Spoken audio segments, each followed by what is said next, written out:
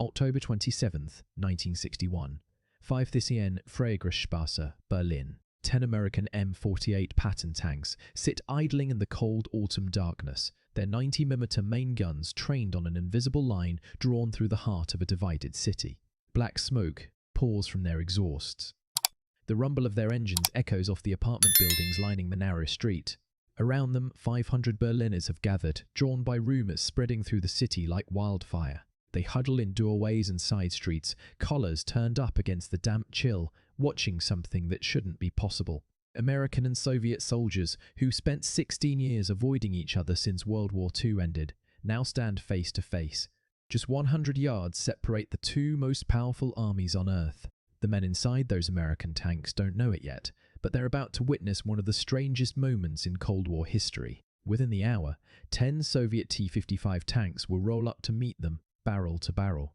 And the man ordering those Soviet tanks forward is Marshal Ivan Konev, a legendary World War II commander pulled out of retirement specifically for this confrontation. He's 54 years old, a hero of the Soviet Union twice over, the man who helped capture Berlin in 1945. Tonight, he's prepared to defend it. This is the story of what happened when American tanks crossed into territory the Soviets considered theirs. A story about two old warriors, Konev and his American counterpart General Lucius Clay, playing a game of chicken that could have triggered World War III. A story that asks a simple question with terrifying implications. When does standing your ground become suicide? 6 weeks earlier, the world woke up to barbed wire slicing through Berlin. On August 13, 1961, East German workers began constructing what would become the Berlin Wall, a concrete scar dividing Communist East from Democratic West. President John F. Kennedy, just 7 months into his presidency, decided not to intervene. The wall stood.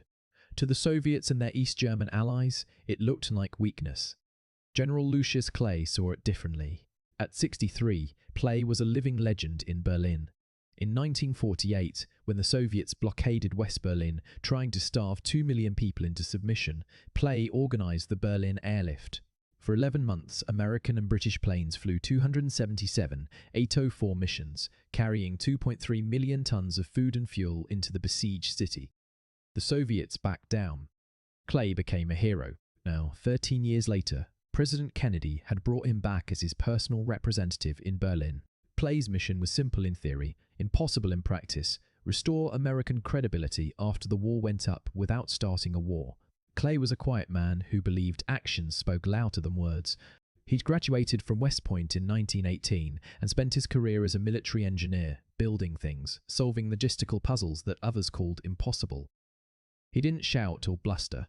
He calculated. And in October 1961, he calculated that the Soviets were testing Kennedy, pushing boundaries to see how far they could go. The test came on October 22nd.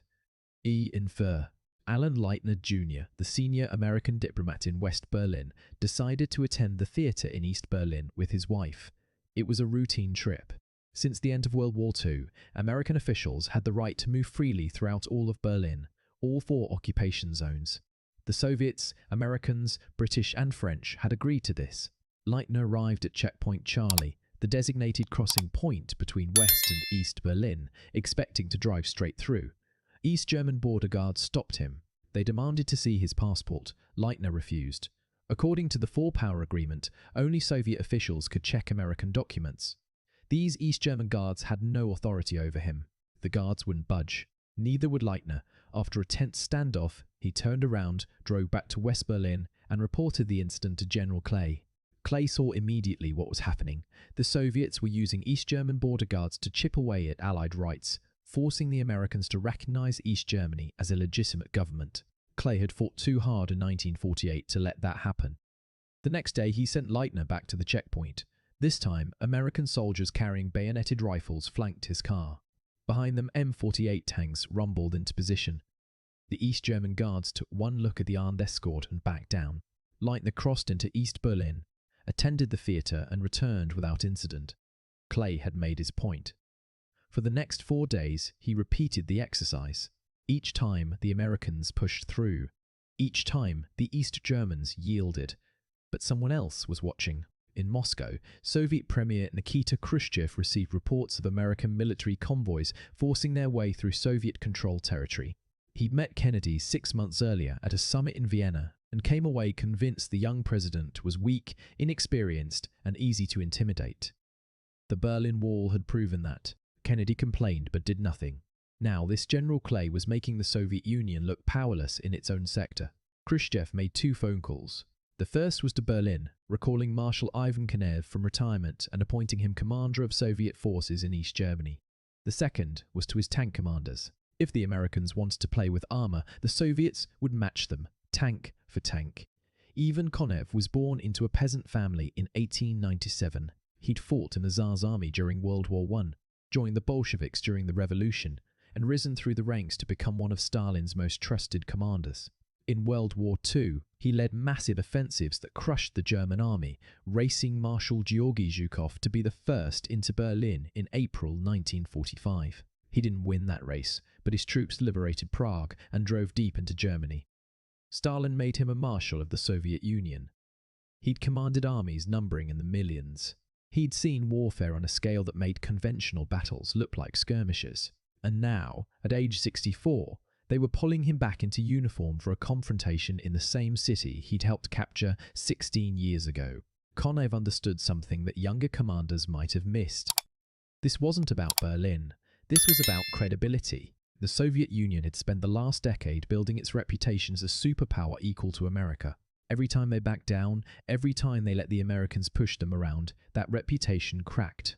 Khrushchev had ordered him to send a message: Soviet territory was Soviet territory. Period. On the evening of October 27, General Clay ordered another convoy through Checkpoint Charlie. 10 M48 tanks moved up to the checkpoint, their crews alert, main guns loaded. Clay stood in his command center in West Berlin, monitoring radio reports. Everything seemed routine. The East German guards wouldn't challenge that much firepower. Then, at approximately 6 hour, Berlin time, the reports changed. Soviet tanks were moving toward the checkpoint, not East German vehicles. Soviet T-55s, the same tanks that had rolled through Budapest 5 years earlier, crushing the Hungarian uprising. Intelligence officers counted them. 10 Soviet tanks, positioning themselves exactly 100 yards from the American line, main guns trained forward. Clay called Washington immediately. He reached President Kennedy on a secure line. The president asked how things looked. Clay, ever calm, explained the situation.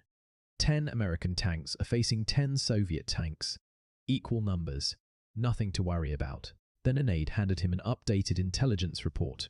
20 more Soviet tanks were rolling toward the checkpoint, matching the exact number of American tanks stationed in Berlin. Kennedy's advisors in the White House sat in stunned silence. On the other end of the line, Clay remained unruffled. He told Kennedy he'd bring up his remaining 20 tanks. The Soviets were matching them tank for tank, Clay explained. That proved they didn't want to fight, they just wanted to make a point. Kennedy, trying to project calm, told Clay not to lose his nerve. Clay's response became legendary.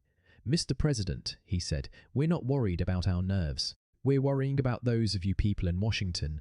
Outside Checkpoint Charlie, the crowd of Berliners had grown. 3,000 people now lined the streets, watching history unfold. CBS News reporter Daniel Shaw broadcast live from the scene, his voice grave with significance. "The Cold War took on a new dimension tonight," he told listeners, when American and Russian fighting men stood arrayed against each other for the first time in history. Inside the Soviet command center on the eastern side of the border, Marshal Konev monitored the situation. His tanks were in position. His crews had orders to fire if fired upon. The tank markings had been painted over, making them look like East German vehicles. It was a thin disguise that fooled nobody, but it maintained the fiction that this was an internal East German matter. Konev knew better. So did everyone watching. What nobody in the crowds knew, what even the tank crews didn't know, was that both sides had quietly loaded their main guns with live ammunition. This wasn't a display. The Americans had armor-piercing rounds chambered. So did the Soviets. At that range, 100 yards, neither side could miss. If shooting started, it would be catastrophic. The standoff continued through the night. Midnight came and went. The tanks remained, engines running, crews rotating shifts. Berliners brought coffee and food to the soldiers. The Americans waved but stayed at their posts. Across the white line marking the border, Soviet tankers did the same. Some of them had fought together in 1945, Americans and Soviets meeting at the Elbe River to celebrate Hitler's defeat. Now they aimed guns at each other. In Washington, Kennedy convened an emergency meeting. His advisors were divided. Some wanted Clay recalled immediately. The man was going to start World War III over a technicality about who could check passports. Others argued that backing down would destroy American credibility. If they retreated now, the Soviets would keep pushing, keep testing, until there was nothing left to defend. Kennedy made a decision that Clay would never learn about.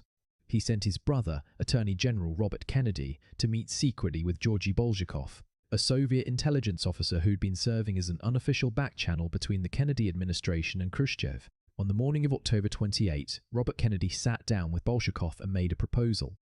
If the Soviets withdrew their tanks first, saving face, the Americans would pull back shortly afterward. More importantly, Clay would stop his military escorts. The Americans wouldn't formally recognize East German authority, but they'd stop challenging it so aggressively. It was a compromise that gave both sides something. The Soviets could claim they'd forced the Americans to back down. The Americans could claim they'd maintained their rights in principle while avoiding war. Neither side won completely. Neither side lost everything. But here's what makes Konev's decision fascinating. When the order came through from Moscow to withdraw his tanks, he had a choice. He could have stalled. He could have argued for one more hour, one more show of force. Soviet doctrine gave field commanders considerable latitude in interpreting orders. Konev had the authority to question Khrushchev's decision. He didn't. At 10:30 a.m., on October 28, after 16 hours of facing down American armor, Konev ordered his tanks to pull back. Not all at once. One tank rolled backward, turned, and drove away. Then another. Slowly, methodically, the Soviet armor withdrew from checkpoint Charlie. Some of the tanks were decorated with flowers, garlands placed there by members of the Freie Deutsche Jugend, the communist youth organization. It was a strange touch. Flowers on war machines. But it sent a message. The Soviets were leaving by choice, not from fear. Clay watched from his command center. After 30 minutes, he gave the order. American tanks began backing away from the checkpoint. The crisis was over. But what had Konev actually done? On the surface, he'd followed orders, withdrawn his tanks, ended the confrontation. But look deeper. By matching American firepower exactly, tank for tank, he demonstrated that the Soviet Union wouldn't be pushed around. By staying in position for 16 hours, he'd proven Soviet resolve. And by withdrawing first when he could have forced the Americans to blink, he'd given both sides a way out. Konev understood what younger, more aggressive commanders might have missed. Victory doesn't always mean destroying your enemy. Sometimes victory means achieving your objective without firing a shot. The objective wasn't to kill American soldiers or start a war. The objective was to establish that Soviet territory, even Soviet-occupied territory, would be defended.